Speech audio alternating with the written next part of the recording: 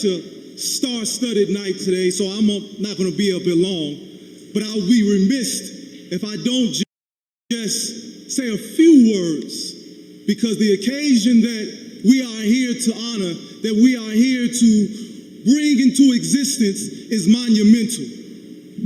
It's a scripture, it's more than just a scripture, it's a scientific axiom. It says, a people without a vision perish. Listen to me.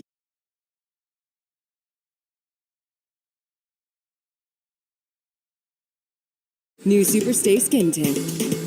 For a bright, fresh look. Maybelline, New York.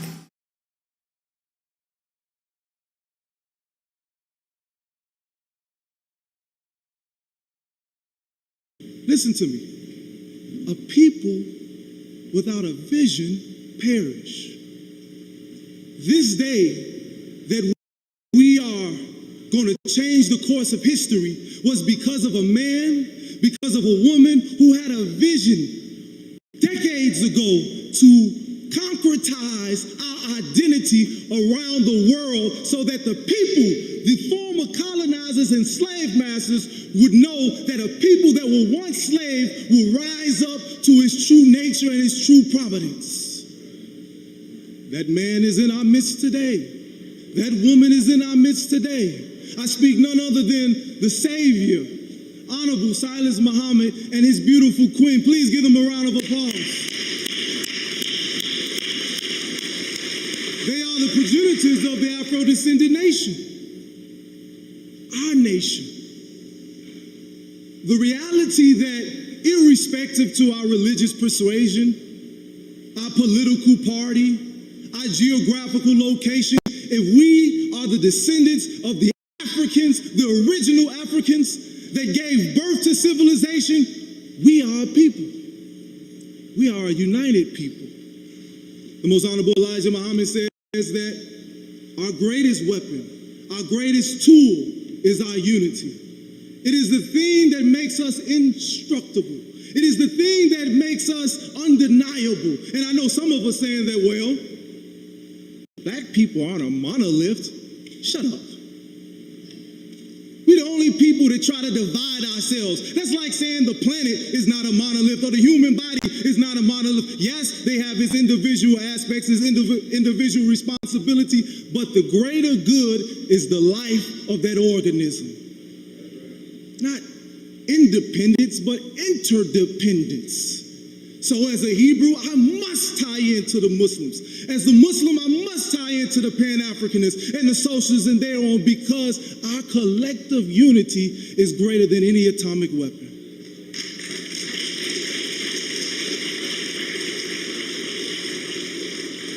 So this day is when we concretize our identity for the world to see that we ain't just some Negroes begging. It was an injury that was caused to us that is continuous to being displayed in the wickedness of this country and throughout the diaspora. Every chance they get, they try to put their proverbial and literal foot on our neck. And we're here to say enough is enough. We have the ability to self-determine, and we have the ability to chart our own course. And that's what this convention is about. So I want to again give honor and praise to those ancestors who paved the way, those leaders, those elders who gave us the blueprint, who now are giving us the platform that irrespective, again, to what organization that we're a part of, what religious persuasion, what age demographic, that we can stand on their shoulders and have a future to give our children. That's what this represents. So with that being said, I want to give a few moments. I would be remiss as the master of ceremonies. Let me say this, one of the most important jobs is to identify where the restrooms are. So let me quickly say that. Right out this egress, to your left, on the same level as the women's bathroom, lower level will be the men's bathroom. We also have a food truck and we have catering downstairs. So we've covered all bases. I just want y'all to know that. That's important. You gotta have food, you gotta know where the restroom is at. We're gonna be here for a while. Not too long, but we'll be here for a while. But with that being said, I wanna bring up Reverend Dr. Robert Thomas, Turner, who's the pastor of the Empowerment Temple, who walked here from Baltimore. So please, give him, he got a couple more steps to get upstage. Give him a round of applause as he gives us a few words.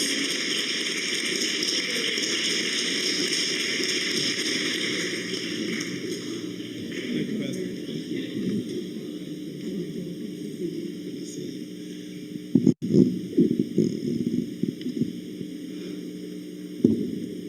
We thank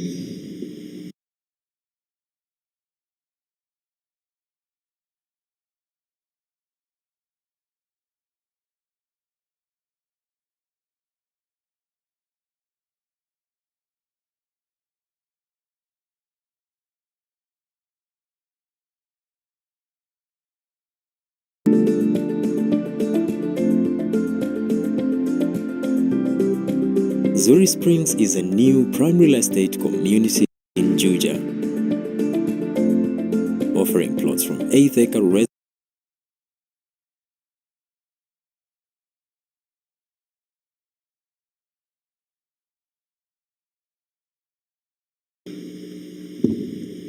We thank God for the opportunity to stand. I've been up since 2:30 this morning. I started walking from Baltimore to the White House approximately 4:30. I kissed my boys and my wife, and I did today what I have done now for 20 times. Inspired by God, the Most High, Creator of all humankind, to be a public witness and testimony against the vitriol, against the hatred, against the evil maladies that have been inflicted upon our people. And that public witness has faced threats. I started this sojourn in Tulsa when I would go out with Elder Cleo at City Hall, advocating for the survivors and the descendants of the 1921 Tulsa Race Massacre. And when I came to pastor Empowerment Temple in Baltimore, Maryland, founded by Jamal Bryant, who's now at New Birth, I felt it incumbent upon my soul to continue that fight for reparations for all beautiful sun-kissed people who are scattered in these divided states of America. And so I am tired. My feet are aching. My podiatrist has told me I should not be walking. I have no cushion on the bottom of my feet anymore. My feet are in pain. Back hurts. I have scoliosis. It's hereditary. And when I walk, I lean forward anyway, so there's stress on my lower back. I got rained on. I've been snowed on. I've walked through ice. But never in 20 times now. And I walked now 869 miles on my feet. Once from Selma to Montgomery. Nobody has ever, at the time, Dr. King did in 5 days. Nobody had ever done it in 1 day. Until God blessed me to do it. And all praises to the Most High. And I say that because if you look at me, you can tell I am no triathlete. I eat cheeseburgers and I had a pound cake doing the walk. 3 pound cakes, matter of fact. I drink Kool-Aid. I like some peach cobbler and fried chicken.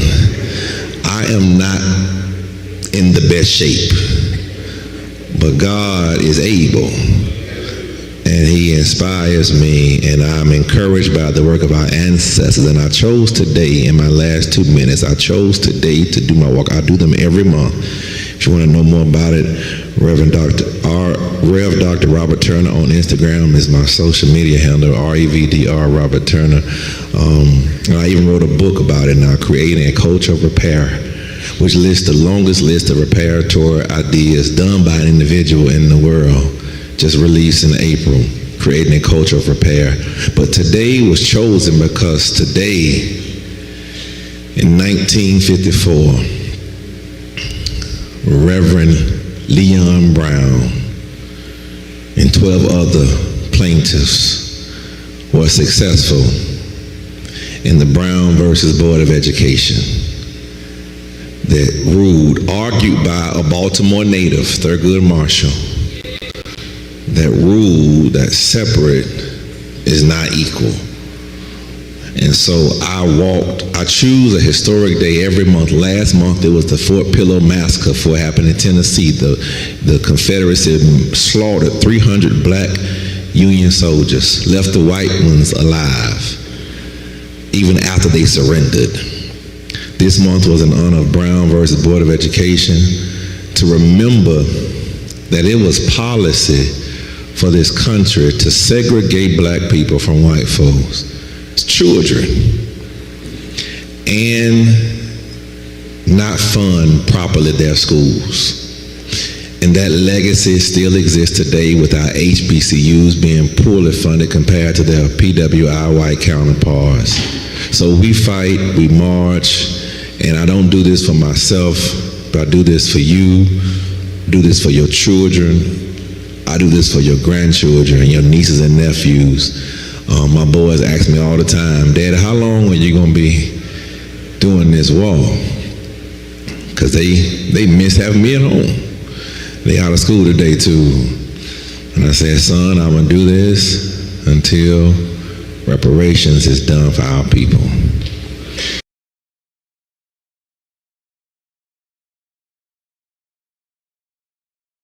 Kenya, the land of endless surprises, chaotic politics, and now the world's first AI-powered political satire show.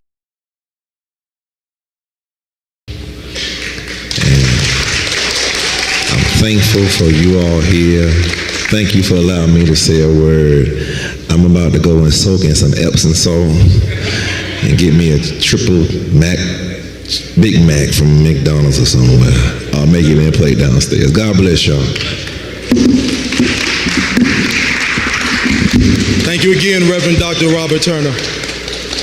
Continuing with the program, I want to bring up, we're in this beautiful sanctuary, and it would be foolish of us not to bring up that one who is coordinating and executive director of this beautiful sanctuary.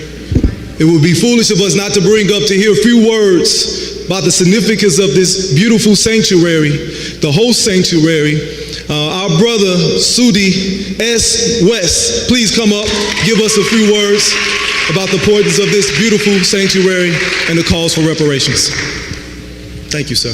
Thank you. Thank you so much. My pleasure. Yes, thank you so much, Brother Yusuf.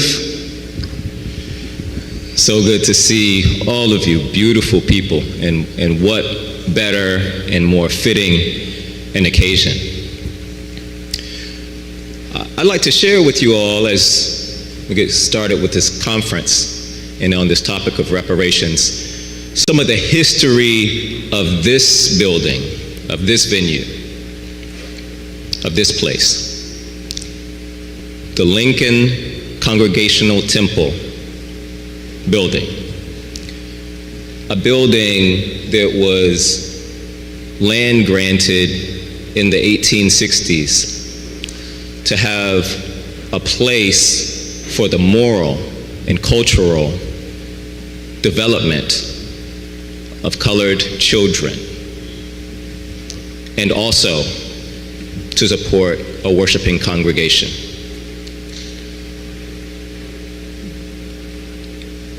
This is so important because this is one of the unsung institutions that allows for the work. It was a workforce camp because our people, including the people who were born enslaved, who built the original building here. and then suddenly became unemployed when they were freed. So this was a workforce camp across the street. This was also in the basement here. The Sunday school was the first school in the District of Columbia for colored children, when it was illegal to put public funds towards the education of our children, our ancestors.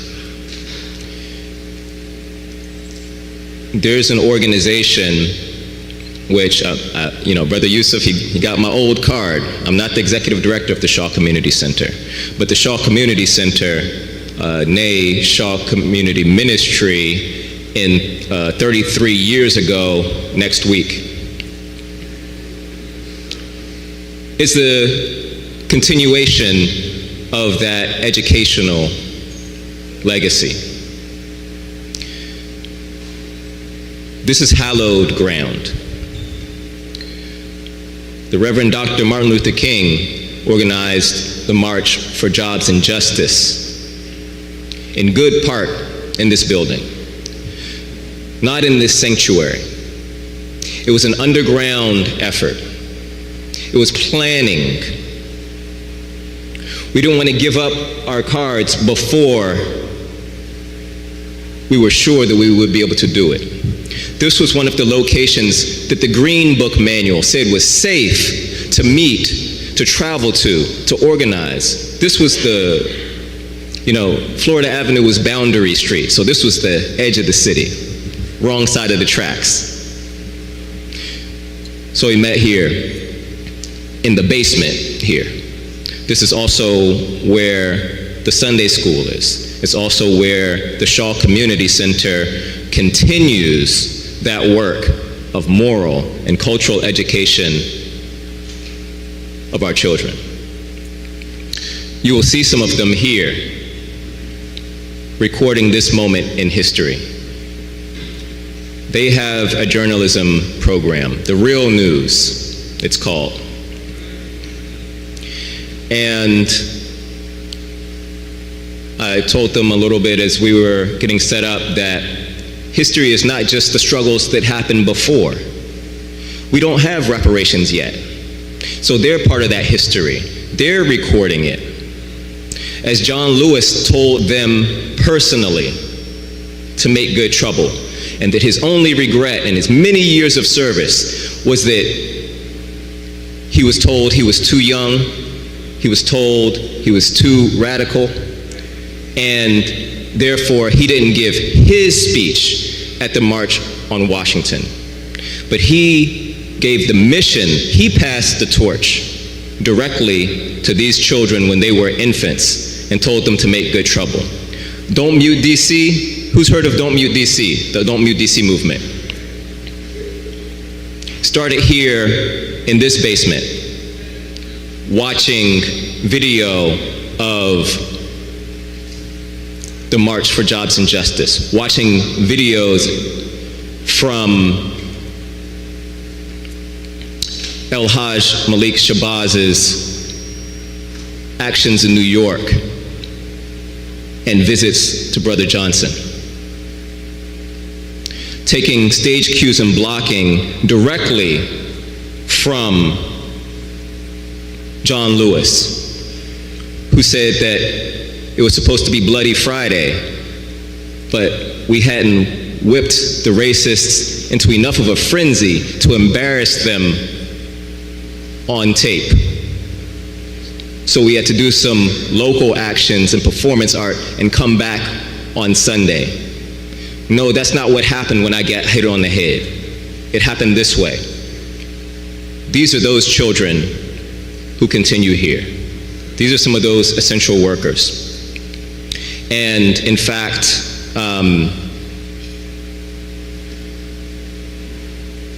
I will just leave it to say that, to encourage you to engage with these young people and to recognize that they represent the active side of history.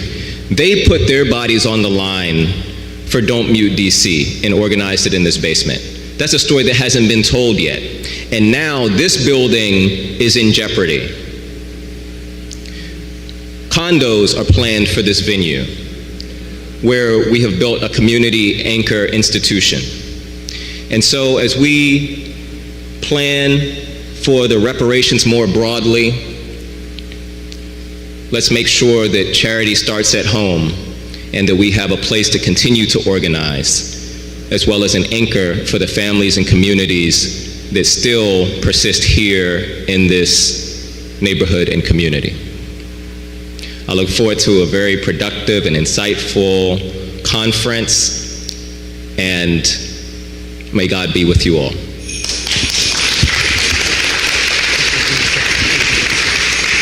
Thank you again, Mr. West. Again, I'm your brother, your friend, Prince Yosef from the Hebrew community. Jurisdiction in Chicago, Illinois. Heralding in from Dimona, Israel. Son of Prince Asiel Ben Israel, the late great ambassador of our community. You can give a round of applause for our brother.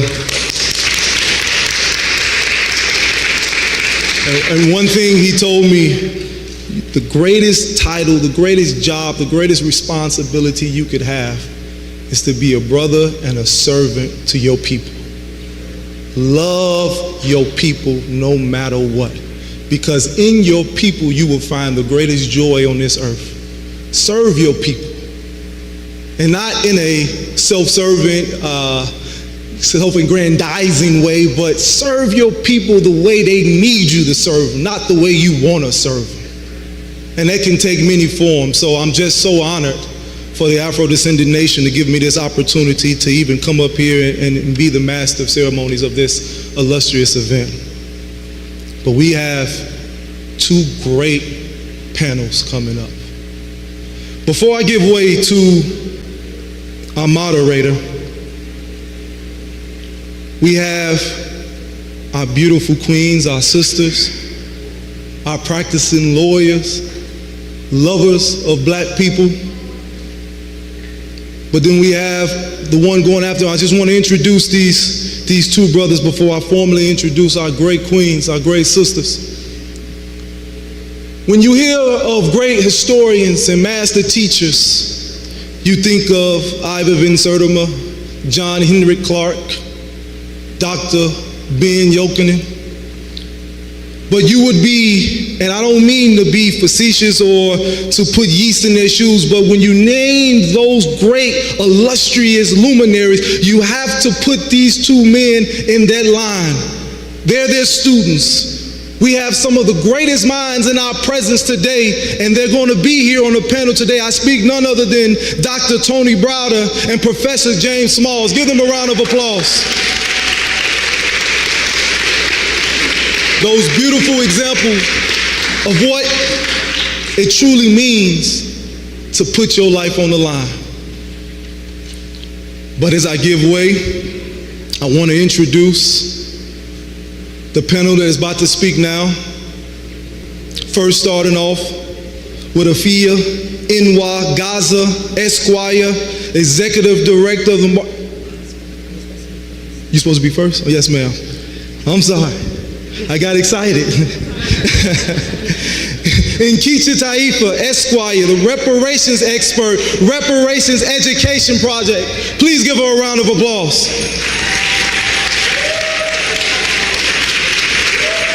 I'm just gonna name everybody and then our queen.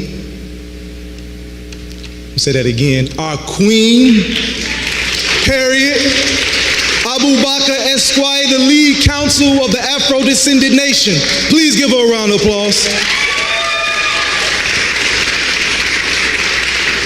And our dear sister, Afia Inwa Gaza Esquire, and Executive Director of the Malcolm X Center. Please give her a round of applause. Now, to take you further in this program, and our moderator for this evening, I want to bring up my brother, my friend, a teacher to me, the Governor General of the Afro-Descendant Nation, Ajani Mukaram.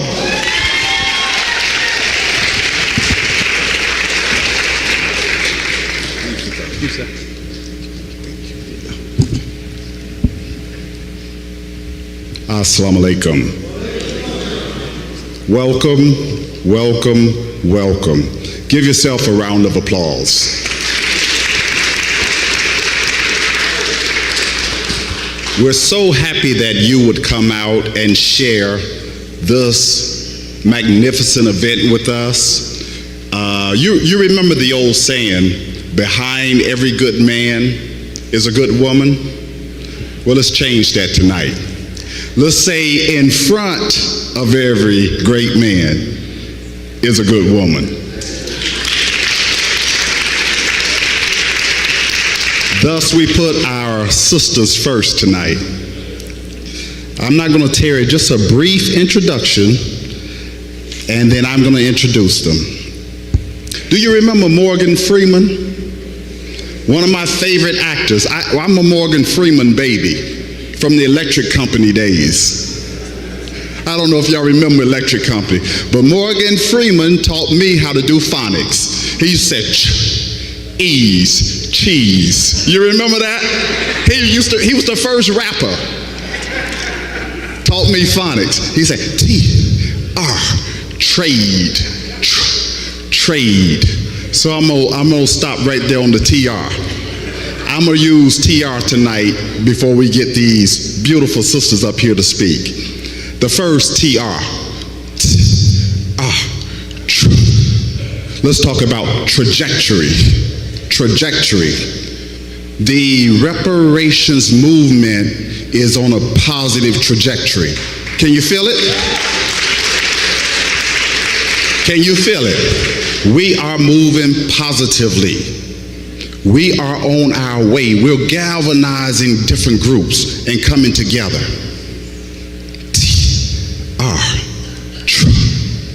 Traction. That's the second TR. We're gaining traction. Our wheels used to spin. We couldn't get any grip on the road. We were going these different directions. We put it in four-wheel drive, baby. We got some traction. And we are moving together, all under these different organizations and different names. But collectively, we're starting to identify and come together under the cause of reparations. When they pull you over, say, that's a Hebrew Israelite driving. Do they? They say, oh, that's one of the new Black Panther parties driving. They don't say it. That is not how they identify. They look at the dark skin and say there's a black man or a black woman, and you know it's hard to be driving while you black in America. They don't care whether you're Christian, Muslim, Hebrew Israelite, Pan-African. They care about the color of your skin. So because we got action, traction, we put those differences aside. And the last TR for you, TR, tradition. Tradition. We're establishing a new tradition here in these Americas, where we are no longer fighting each other because of our black skin. We're uniting with each other because of our black skin. So under trajectory, reparations movement is moving. Under traction, not only are we moving toward reparations, but we understand the power of self-determination. And under self-determination, we're establishing a tradition. And that tradition is, let's self-identify as Afro-descendant.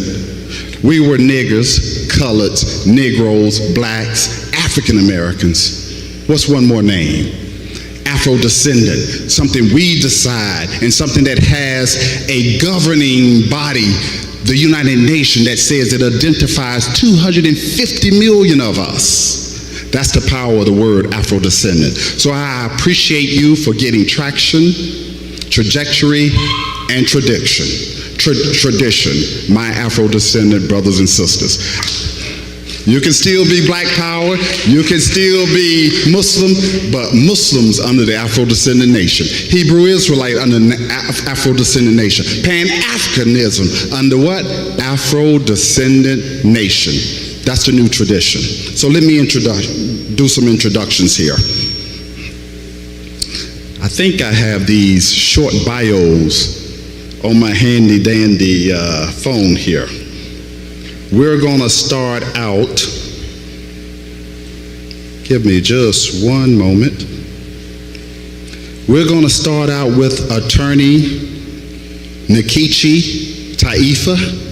She's president of Taifa Group LLC. She's founder and director of the Reparations Education Project Incorporated.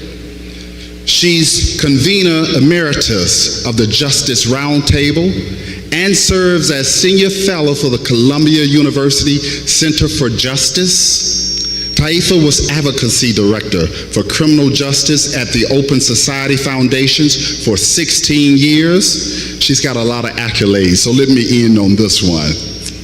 She is the Legal Defense Fund and director of Howard University School of Law Equal Justice Program. Please give a warm round of applause for attorney Nikichi Taifa.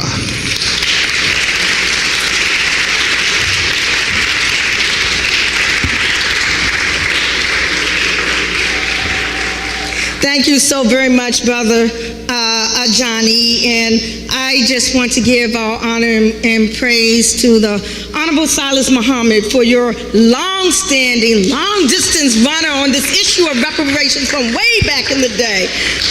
So thank you, and thank you for the Afrodescendant Nation for inviting me to make this special presentation. So, the human cargo was loaded on ships at a bustling wharf in the nation's capital, destined for plantations in the deep South.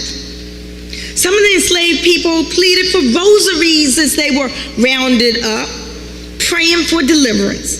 But on this day, in the fall of 1838, no one was spared. Not the 2-month-old baby and her mama, not the field hands, not the shoemaker, and not Cornelius Hawkins, who was about 13 years old when he was forced on board. The enslaved were grandmothers and grandfathers, carpenters and blacksmiths, pregnant women and anxious fathers, children and infants who were fearful, bewildered, and despairing as they saw their families and communities ripped apart by the sale of 1838.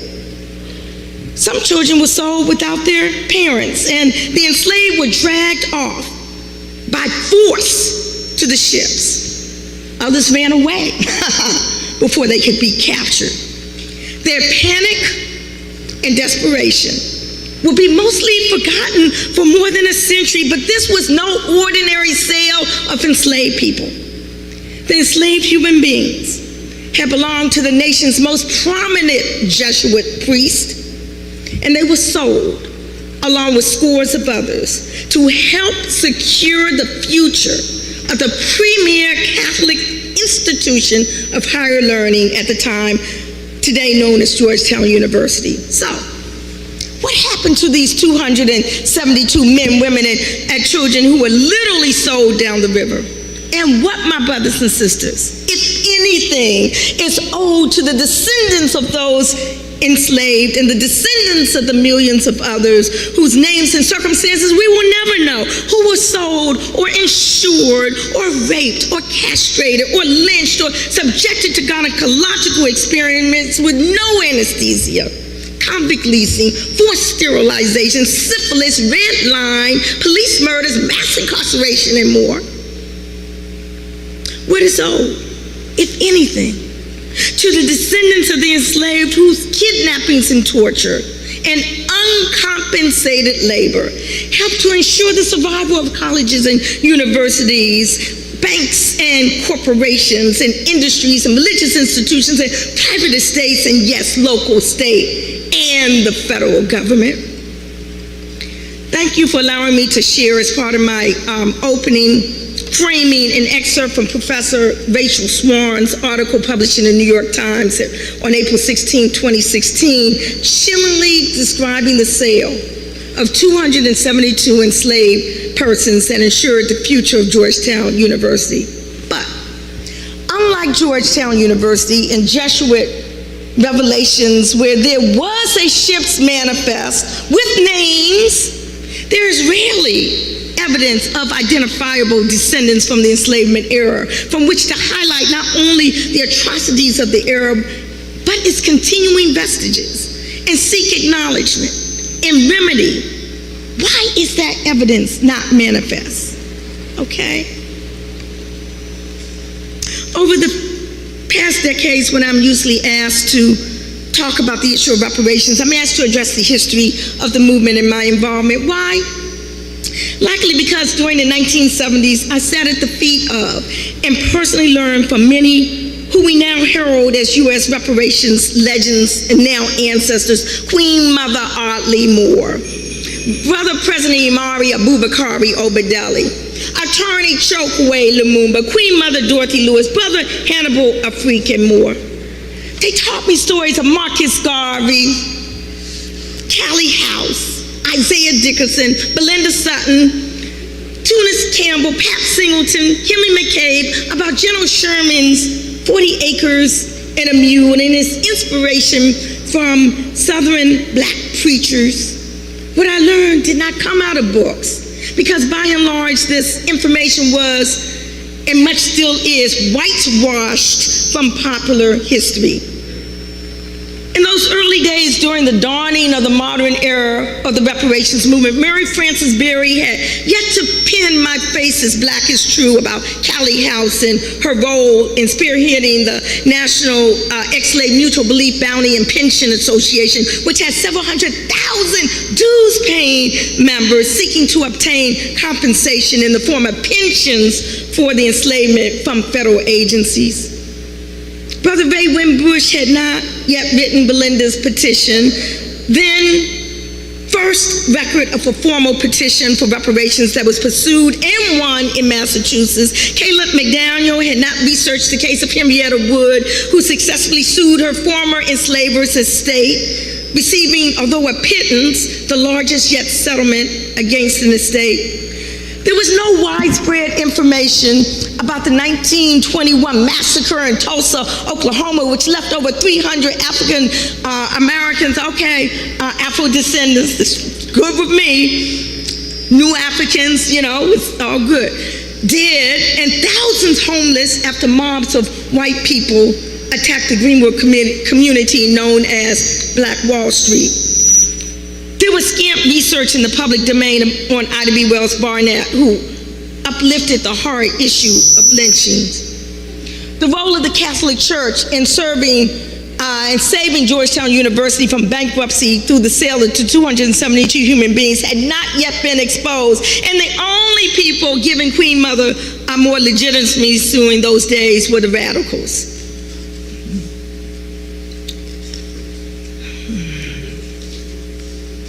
I know the 13th Amendment, passed in 1865, was supposed to represent progress, as the bill recognized the freedom of all enslaved Africans and made it illegal to continue slavery except for that ridiculous "except as punishment for a crime" clause. However, there was still pain. There was no payment for stolen labor, land, rape, economic exploitation. In fact, the Dred Scott case had been decided scarcely 8 years prior, 1857, where the United States Supreme Court ruled that a black person in America had what? No